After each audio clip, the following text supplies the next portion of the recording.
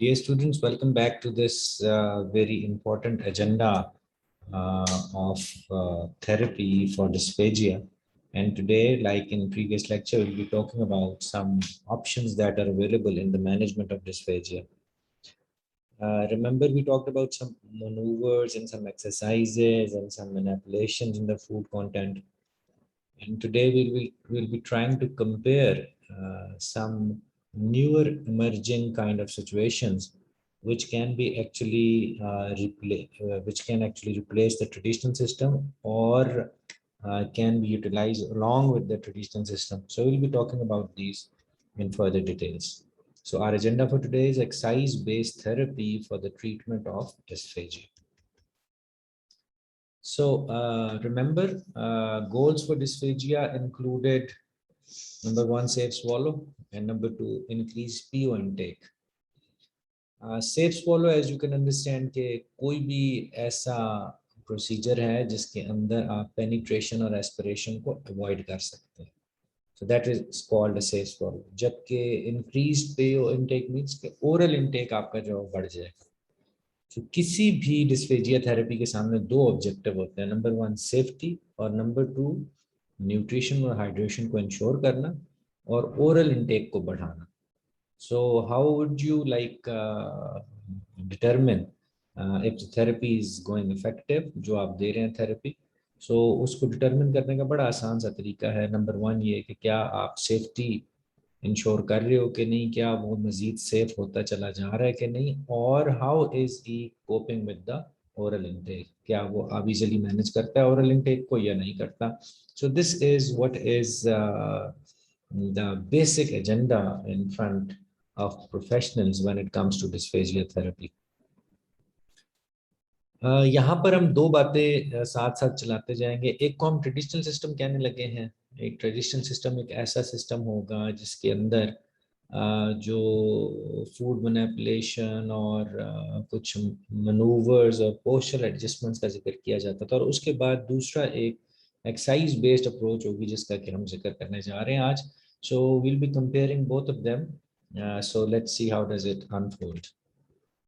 So remember, आजकल क्या होता है, पहले की तरह आजकल भी ऐसा ही होता है कि सबसे पहले आप इंस्ट्रूमेंटल एवेल्युएशन करते हैं, देखते हैं कि MBS मैग्नीशियम बेरो solving modified barium smaller study जो है वो आपको क्या बताती है, या फीस फाइबर एंडोस्कोपिक एवेल्युएशन आपको क्या बताती हैं. डिटरमिन कर सकते हैं आप साइट को, लोकेशन को, कि किस जगह का डिस्फेजिया है, कौन सा. यू कैन एक्चुअली कैटेगराइज और characterise what kind of dysphagia is put in front of you. Number one. Number two is इसी स्टडीज की मदद से, MBS की मदद से और ये सारा कुछ करने से आपको पता चल जाता है कि which areas of concern. Is it the pharyngeal region, is it the oral region, कौन सा रीजन है, किस में क्या डेफिसिट नजर आ रहा है, आपको बहुत अच्छे तरीके से पता चल जाता है. और number three, treatment based on results. इससे क्या मुराद है? इससे मुराद ये है कि जो भी हम थेरेपी करते जा रहे हैं उसके नतीजे में जो आपको रिजल्ट्स मिल रहे हैं, दोज आर बेसिकली एविडेंसेस. ये वो एविडेंसेस हैं जो आप अपनी रोजाना के क्लिनिक्स में सेटअप करते चले जा रहे हैं आने वाले प्रोफेशनल्स के लिए. तो जिस कदर एविडेंसेस हमें मिलते चले जाएंगे, हमारी थेरेपी उसी तरीके से ग्रूम होती चली जाती है. लेकिन अनफॉर्चुनेटली खाली स्ट्रेंथ, मसल्स के अंदर स्ट्रेंथ पैदा कर देना खाली ये काफ़ी नहीं था. हम ओरल मोटर एक्सरसाइजेस कराया करते थे, टंग एक्सरसाइजेस कराते थे, एक्सेट्रा. लेकिन आज का जो प्रोफेशनल है वो समझता है कि these exercises are not enough, या पोस्चरल एडजस्टमेंट काफ़ी नहीं है, बल्कि कुछ और भी होना चाहिए. और वो क्या है उस बारे में हम जिक्र करते हैं. सो अब जो प्रैक्टिशनर्स हैं वो कहते हैं कि यार why don't you practice principles of exercise. Exercise के कुछ प्रिंसिपल्स होते हैं. एक्सरसाइज की जाती है तो इंसान के अंदर, किसी भी मसल के अंदर बेसिकली उसके अंदर जो है वो उसकी स्ट्रेंथ आना शुरू हो जाती है. स्ट्रेंथ के अब साथ साथ एंड्योरेंस आती है उसके अंदर. रेजिस्टेंस आती है उसके अंदर, किसी भी मसल के अंदर ये सारी चीज़ें बैक वक्त पैदा होना शुरू हो जाती हैं, और as a result at the end of the exercise the person is quite able to manoeuvre, अपने मसल्स को मनूवर कर सकता है ऑन हिज और हर ओन विल। लेकिन रिमेंबर, जब आप फूड की कंसिस्टेंसी बदला रहे थे तो आप तो कुछ और काम कर रहे थे। उस वक्त आप क्या कर रहे थे? जब आप फूड की कंसिस्टेंसी बढ़ा रहे थे तो आपने फूड को मैनिपुलेट कर दिया as per the need of the person, और उसके मसल जूं के तू रहेंगे, और अब वो जो है उस फूड की मैनिपुलेशन को बेनिफिट कर लेगा। लिहाजा आज का जो प्रोफेशनल है वो ये सोचता है कि यार what should I do, should I manipulate the food, या मैं इसके मसल्स को कुछ ऐसा ग्रूम कर दूं, रीट्रेन कर दूं इसके मसल को, ताकि वो अपनी खोई हुई ताकत जो है वो बहाल कर सके। Now I hope you can understand this fine difference between the two elements, जो कि मैं ट्रेडिशनल सिस्टम और आज का जो प्रेजेंट सिनेरियो उसको कंपेयर करता चला जा रहा हूँ आपके लिए। सो करंट डिस्फेजिया थेरेपी जो है वो कहती है ठीक है, जो भी आप करते थे, फूड मैनिपुलेशन करते थे, पोस्चर एडजस्टमेंट करते थे, तो पोस्चर, ये सारी की सारी चीजें तो आप कंपनसेट कर रहे हैं, आप कंपनसेशंस कर रहे हैं, आप कंपनसेट कर रहे हैं कि अब उसका पोस्चर जो था, वो जो खराब पोस्चर से बैठा है, उसको पोस्चर को ठीक कर दिया तो वो कंपनसेट हो गया, अब वो इजीली स्वॉलो कर लेगा। वो फलानी कंसिस्टेंसी को मैनेज नहीं कर पा रहा, कंसिस्टेंसी चेंज कर दे, आपने उसको क्या किया, आपने उसके लिए एक वे आउट निकाला। लेकिन दिस इज नॉट नेचुरल। तो नेचुरल तो ये था कि उसके मसल्स को री एजुकेट किया जाए, रीट्रेन किया जाए, स्ट्रेंथ दी जाए, उनको एंड्योरेंस उनके अंदर पैदा की जाए, ताकि वो अपनी जो पुरानी वाली वाइटैलिटी थी उसको गेन कर सके। सो ये कुछ छोटी सी कंपैरिजंस हैं जो आज हम इंशाल्लाह करते जा रहे हैं, ताकि हमें ज़रा मजीद ऑप्शंस नज़र आए इंटरवेंशन के अंदर। अब देखें, जैसे अभी आपसे बात की कि कॉमनली हम लोग क्या करते हैं जी, कंपनसेट करते हैं। कंपनसेट किस तरीके से करते हैं जी? कंपनसेट आप करते हैं पोस्चर एडजस्टमेंट करते हैं। अब जैसे कि ये देखिए जी, चिन टक मेथड हो गया या हेड टर्न हो गया, ये दोनों चीज़ें क्या चीज़ें हैं? या आपने उसको सीधा बिठा दिया 90 के एंगल पे, ये सारी चीज़ें पोस्चर एडजस्टमेंट कहलाती हैं। बट जब आपने पोस्चरल एडजस्टमेंट किया है तो आपने कुछ कंपनसेट करने की कोशिश की है। अब ये कंपनसेशन कोई और चीज़ है।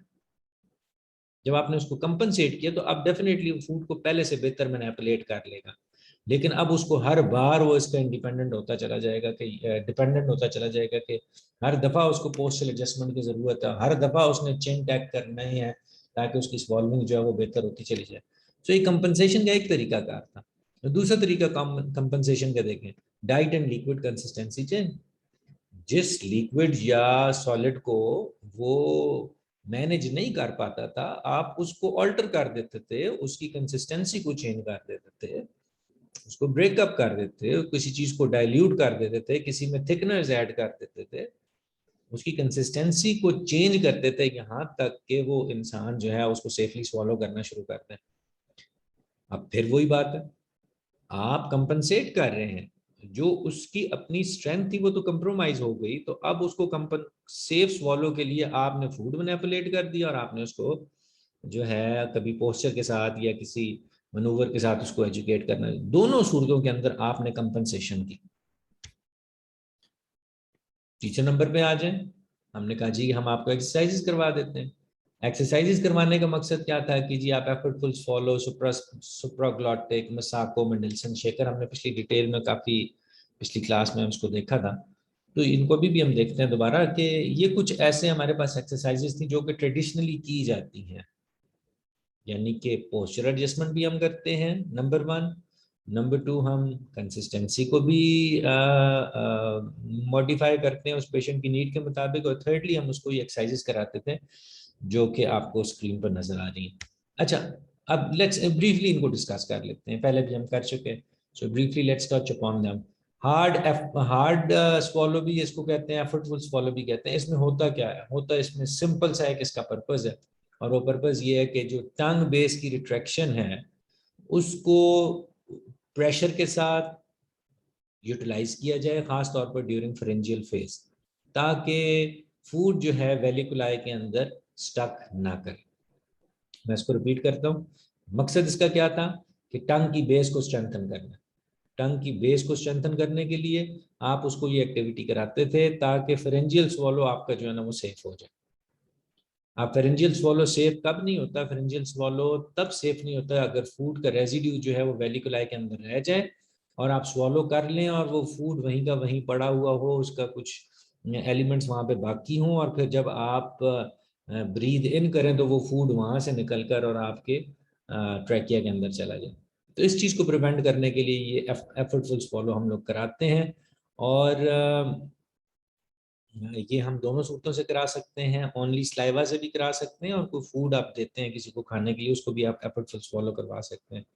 करना इसमें सिर्फ ये होता है कि जब आप स्वॉलो करें तो आप अपनी जबान से और अपने जो गले के मसल्स, थ्रोट के मसल्स हैं, उनको इतना स्ट्रांगली यूटिलाइज करें कि आपकी गर्दन और आपकी चेहरे से जाहिर हो कि आप उसको स्वॉल्विंग की अटेम्प्ट करो, यानी कि एक एग्जेजरेटेड किस्म की एफर्ट आप करें, एफर्टफुल से स्वॉलो करने की कोशिश करें, ताकि जो भी रेजिड्यू थे या जो भी कुछ रह जाता है बोलस का फेरेंक्स के अंदर या वेलिकुलाई के अंदर, वो नीचे की तरफ ड्रेन आउट हो जाए।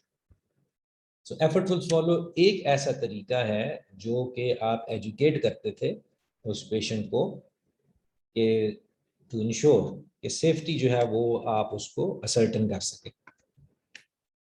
एक और तरीका था सुप्राग्लॉटिक स्वॉल्विंग मैनूवर।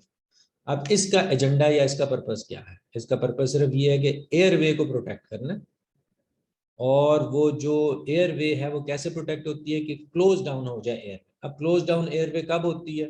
जब आप अपने सांस को रोकते हैं।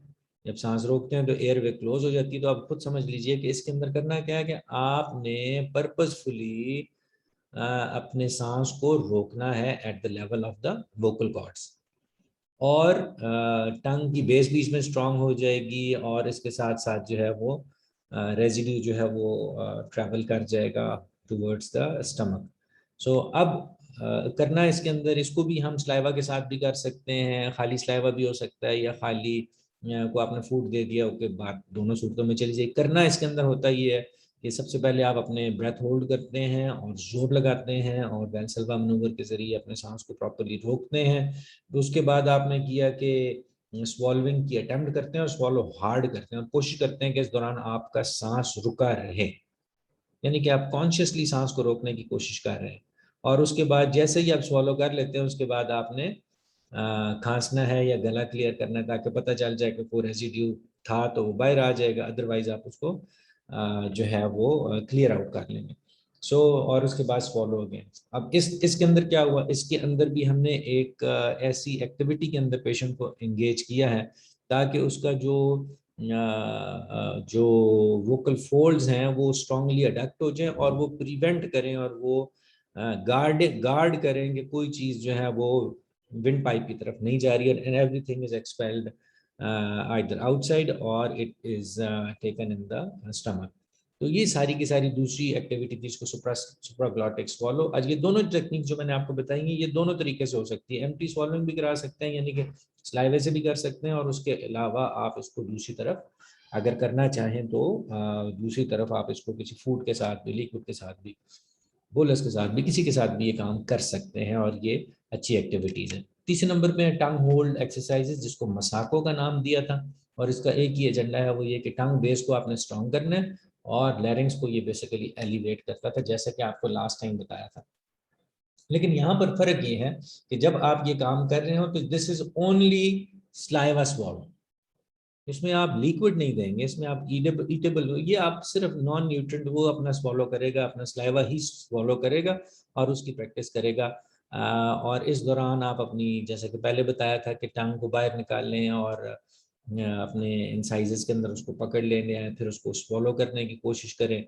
और बिल्कुल इसके साथ होता ही है कि जब आप ये करते हैं तो एक्चुअली एक्सेसिवली ड्राई हो जाता है अंदर। उसके बाद फिर उसको कुछ अगर आप एक लिक्विड स्वॉलो भी करने दें तो कोई हर्ज की बात नहीं है। बार बार वो एम्प्टी स्वॉलो नहीं कर पाएगा इस टेक्निक को, लिहाजा उसको फैसिलिटेट भी करें। हमारा एजेंडा इसके अंदर क्या है कि back part of the tongue जो है वो स्ट्रेंथन हो जाए। बैक पार्ट स्ट्रेंथन होगी तो ज़्यादा हाइट गेन करेगी और फूड को ग्रेविटेशनल पुल के जरिए नीचे जाने में आसानी होगी, नंबर वन, उसकी पोटेंशियल एनर्जी बढ़ जाएगी। और दूसरी तरफ जो है वो ये है कि आपका लैरिंग्स भी कंपैरेटिवली इंक्रीज हो जाएगा अगर टंग रेज होगी। तो ये हमारा एक एक्टिविटी थी जिसको कि हमने मसाको के नाम से सीखा था। अब ये जो 2-3 हमने एक्टिविटीज की, इसके ऊपर कुछ एतराज़ात आए, और एतराज़ात की नौइयत ये थी कि ये जो भी आप डिस्फेजिया की मैनेजमेंट कर रहे हैं, तो लगता ये है कि आप बायस्ड हैं, आप समझते हैं कि कहीं पर कोई वीकनेस हो गई है, और वो वीकनेस क्या हो गई है कि ऐसे लगता है कि कोई वीकनेस है जिसको आप दूर करना चाहते हैं। आप समझते हैं कि टंग का जो बैक पार्ट है वो वीक हो गया, लैरिंक्स एलिवेट नहीं हो रहा, वोकल कॉर्ड्स प्रॉपर्ली बंद नहीं हो रहे किसी XYZ वजह से, और ज्यादातर उसका ताल्लुक जो है वो कमजोरी से है।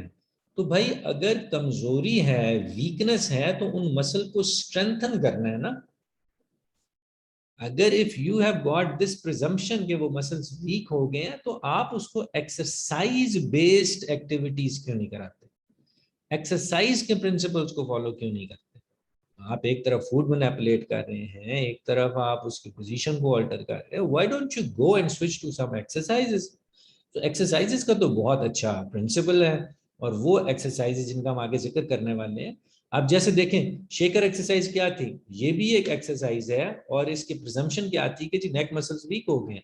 बिल्कुल इसी तरीके से टंग मसल्स जो हैं वो टंग को आप प्रोट्यूट क्यों करा रहे थे, टंग को प्रोट्यूट इसलिए करा रहे थे कि यू बिलीव कि टंग आपकी जबान जो है उसके मसल्स वीक हैं। लिहाजा दोनों सूरतों के अंदर हमें जो क्लू मिलता है वो यही क्लू मिलता है कि यार go for some formal exercises, किसी एक्सरसाइज की तरफ जाओ।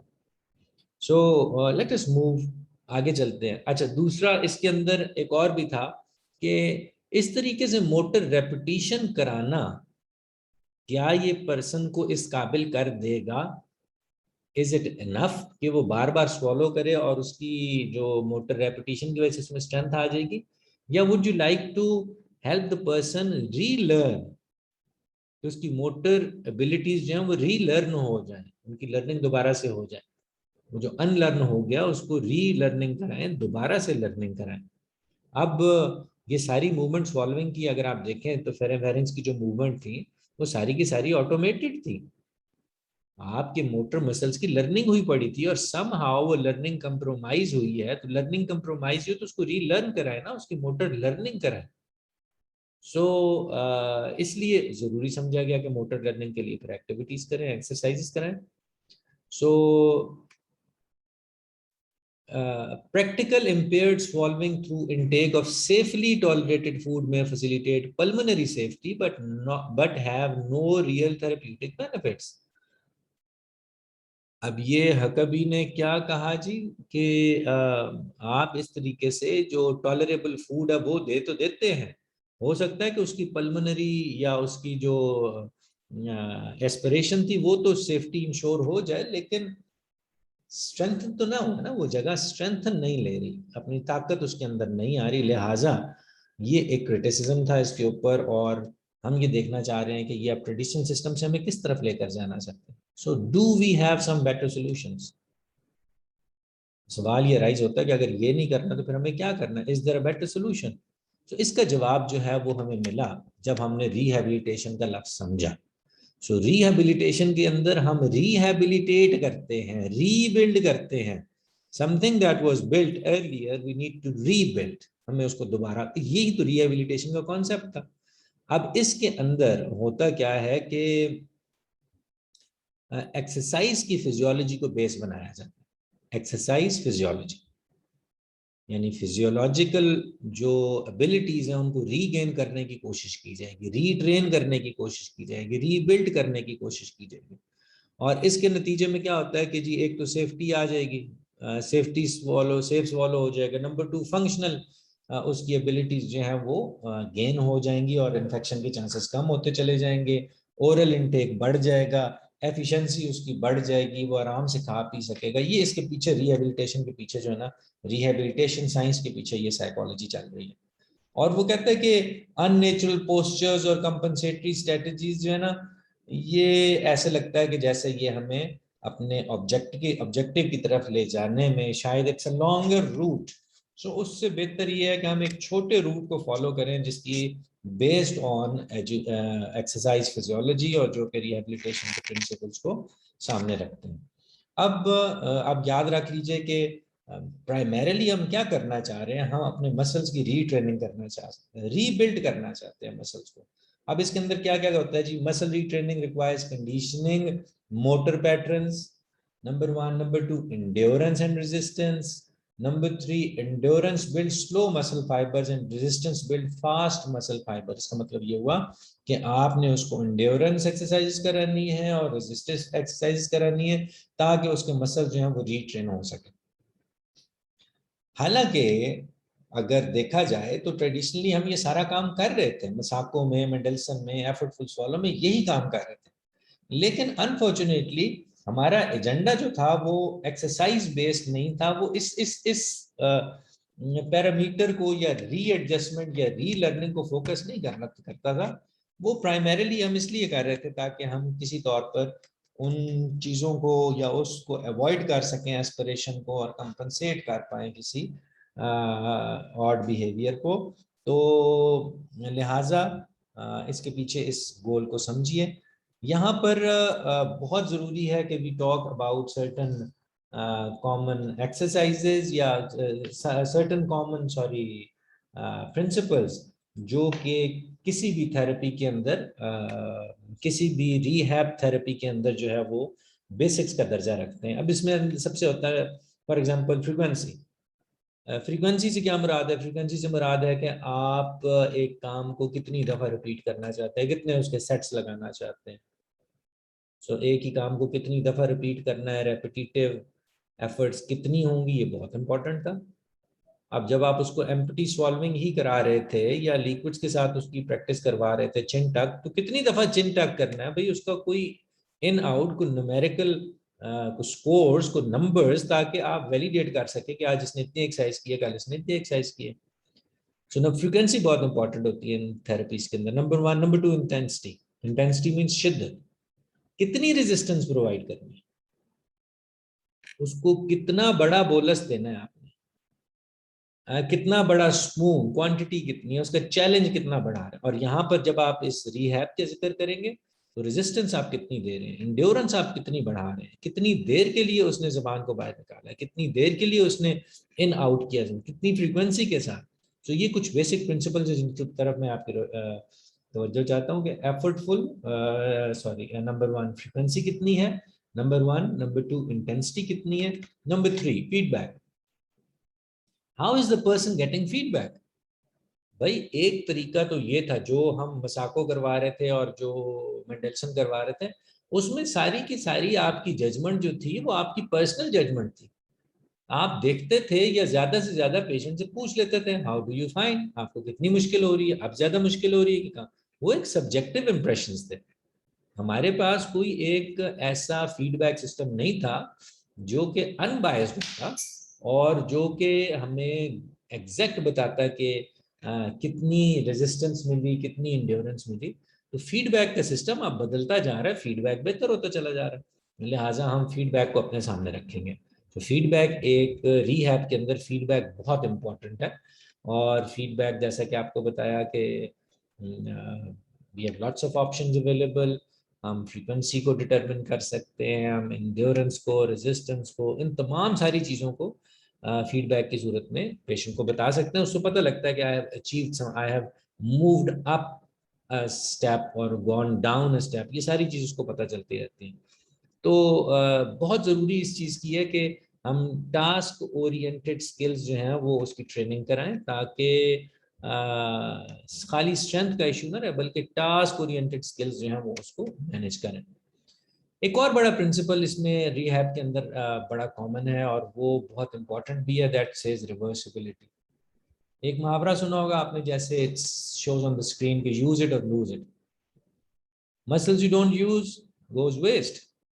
अगर आपने कंपनसेशन करनी शुरू कर दी है भाई, तो आपके मसल्स तो फिर दोबारा से मजीद वेस्ट ना हो जाए, और ज्यादा वेस्ट हो जाएंगे क्योंकि अपने मसल्स तो नहीं इस्तेमाल कर रहा उस तरीके से जैसे कि वो करता था।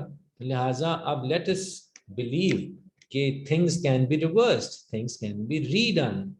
सो ये एक इसी तरीके से पॉसिबल है कि आप उसकी सॉल्विंग की जो कॉम्पिटेंस है उसको इम्प्रूव करते चले जाएं और बाकी रिस्क फैक्टर्स को कम से कम करते जाएं और कोशिश करें कि वो रिवर्सिबल हो जाए, वो रिवर्स हो जाए, उसके मसल्स की जो एबिलिटीज लूजन अप हुई थी, कम हो गई थी, खत्म हो गई थी, उनको आप रीगेन करने की कोशिश करें। इन्हीं प्रिंसिपल्स में एक और बड़ा इंपॉर्टेंट प्रिंसिपल है कि जी वैरायटी। अब वैरायटी से क्या मुराद है? वैरायटी से मुराद है कि एक ही एक्सरसाइज को मुख्तलिफ तरीके से कैसे किया जा सकता है। What is the variety of it? Training the entire muscle contraction spectrum. खाली एक मसल को आपने लॉन्गिट्यूडनली मूव नहीं करना, उसको ट्रांसवर्स भी मूव करना है, उसको और डायरेक्शन में भी आपने मूव करवाना है और प्लेन्स पर भी उसको मूव कराना है। So we need to understand कि आज की साइंस, आज की रिहेबिलिटेशन जो है वो हमें एजुकेट करती है कि आप मसल्स को हर पॉसिबल एंगल से स्ट्रेंथन करें। न सिर्फ ये कि वो जो लूज होगी एबिलिटी उसकी, आप उसी एक चीज को टारगेट कर रहे हैं, बल्कि इन जनरल आप उस मसल की जो एबिलिटीज हैं उनको स्ट्रेंथन करने की कोशिश करें और उसमें वैरायटी लेकर आए। एक यहाँ बड़ा इंपॉर्टेंट प्रिंसिपल है जी रिकवरी के बारे में कि rest and pacing of exercise is important to overcome fatigue. If overload is in excess and result in limited will result in injury.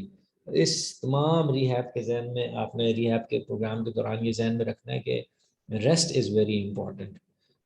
Rest नहीं करेंगे तो आप अपने मसल्स को डैमेज कर सकते हैं मजीद। सो ये कुछ प्रिंसिपल्स थे जो कि हमने एक्सरसाइज के प्रिंसिपल जो कि डिस्फेजिया थेरेपी के अंदर हमें नज़र आने थे, इनको आप जहन में रखें। अब इन प्रिंसिपल्स को और पिछली जो हमने ट्रेडिशनल सिस्टम है इनको अगर हम कंपेयर करें और देखें कि यार ये प्रिंसिपल्स हमें किधर लेके जा रहे हैं, और वो सो यू विल रियलाइज के परहैप्स चीज़ें तो मिलती जुलती हैं, लेकिन चूंकि रिहैब का model comparatively talks in numbers, talks in sets, repetitions, और इसके अंदर हमारा फीडबैक सिस्टम बहुत अच्छा है, और इनके अंदर हमारी जो एक्टिविटीज़ हैं वो ज़रा डिफरेंट नेचर की हैं, तो ये बड़ा कन्वीनियंट और बड़ा प्रैक्टिकल एक एफर्ट हो सकती है। अच्छा, इसके अलावा एक और चीज़ भी देखिए कि जो करंट रिसर्च प्रोग्राम है इनमें से मैकनील डिस्फेजिया जो है ये बहुत एक इम्पॉर्टेंट इन्हीं कॉन्सेप्ट्स को सामने रखते हुए एक एफर्ट जो थी वो की थी मैकनील ने, और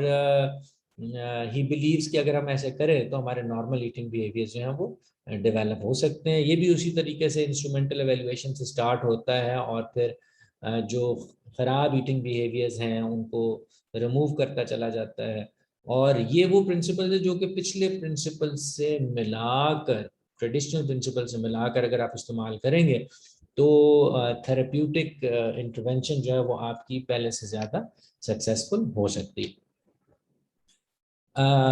यहाँ पर कुछ स्टडीज़ का जिक्र किया गया, जैसे ये देखिए दोनों में फ़र्क, ये कंपैरिजन है क्लिनिकल एक्सपीरियंस का, कि कुछ लोगों ने मैकनील की प्रोग्राम को फॉलो किया और कुछ ने ट्रेडिशनल को, तो देखने में ये आया कि 45 मिनट्स में जहाँ पर एक पेशेंट 30 कर सकता था स्वॉल्विंग, अब वो 90 तक जा सकता है बाय यूजिंग मैकनील।